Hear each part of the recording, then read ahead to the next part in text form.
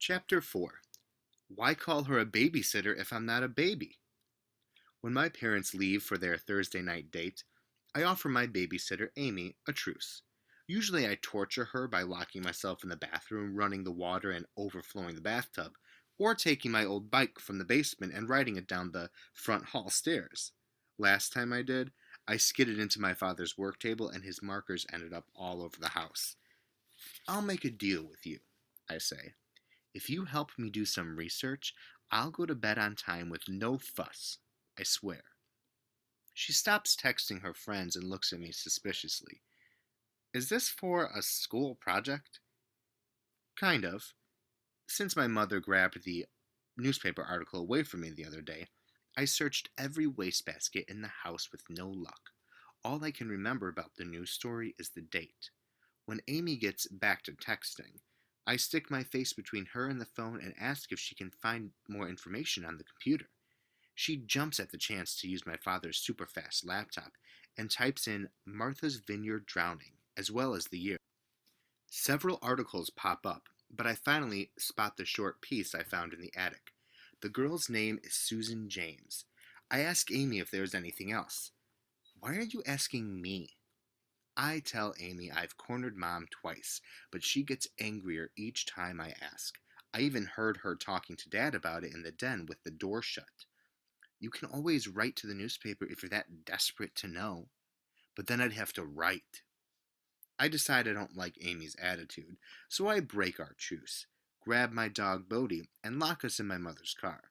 After a few minutes of trying to coax me out, Amy gives up and goes down inside. I scrunch down in the back seat and think about a girl Amy's age who died.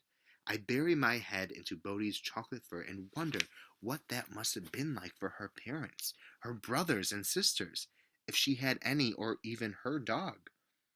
As if he knows what I'm thinking. Bodhi moves in closer and puts his head on my leg.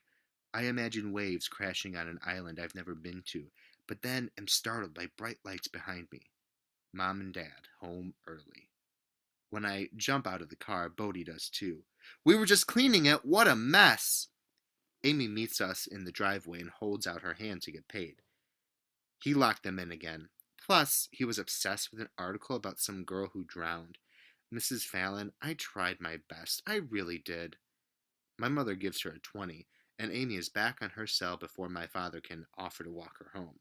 I yell across the street for Bodhi to stop eating the food Mr. Jennings leaves out for his cat. My mother holds open the back door. I have no idea why I saved that article, she says. I must have been interested in something on the back. There was an ad for a furniture store. See, I was probably looking at couches. On Martha's Vineyard? Mom tries hard not to get annoyed. I know you have a curious mind, but maybe you can focus on something else? Tomorrow's the last day of school. Let's have a great summer, okay? She shoots me that smile she wears when she'd give everything she owns to get me to behave for just more than a few minutes. I tell her we won't be doing anything in school tomorrow besides watching a DVD, so it's fine if I stay home. But she's not buying it and sends me up to brush my teeth. Later, I didn't brush my teeth. I traced the letters SUSANJAMES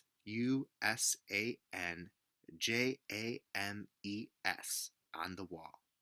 Bodhi looks up from his spot at the foot of my bed and watches as if he can read. Maybe if he could, the summer reading list wouldn't be such a chore.